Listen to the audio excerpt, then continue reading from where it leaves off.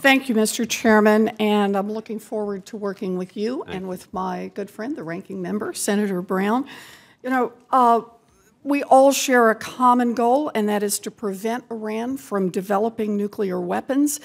At this moment, I believe our ongoing negotiations with Iran are our best hope for achieving that goal and should be our first priority, since undermining those negotiations risks escalation and risks the possibility of war. I'm looking forward to hearing from our witnesses today about whether the proposed new sanctions legislation will be helpful or harmful to that goal.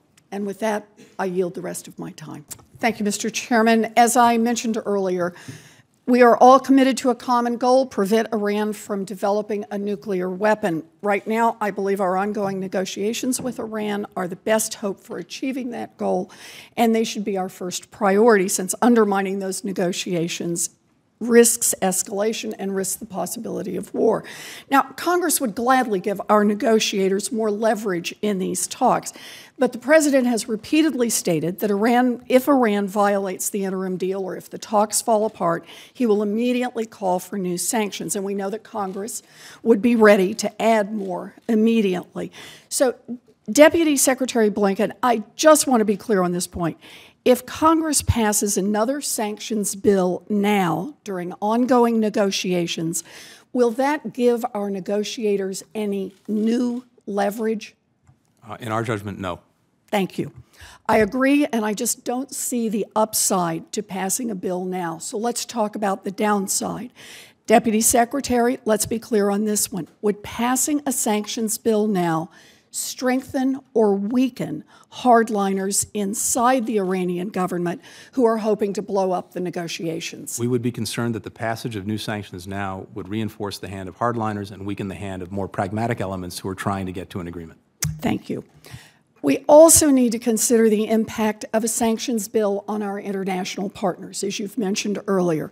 Two experts and former Treasury officials wrote in the New York Times that it was the cooperation of our partners all around the world, quote, rather than the severity of American sanctions alone that delivered results, close quote, in the negotiations with Iran.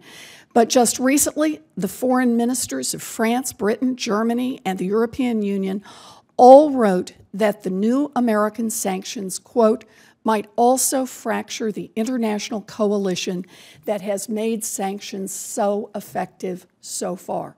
So, Undersecretary, if Congress passed new sanctions legislation now, how would that affect the willingness of our international partners to hang together to enforce the current sanctions? Well, I think that what the foreign minister said in that piece is a real concern, that their willingness to hang with us, to voluntarily work with us to impose sanctions could be compromised. And it's a risk that is not worth taking, since it doesn't provide us additional leverage at the negotiating table. All right. And last, if diplomacy fails, we'll have to move to other options, because all of us agree that an Iran nuclear weapon is unacceptable. So let's talk about what happens if the negotiations fail.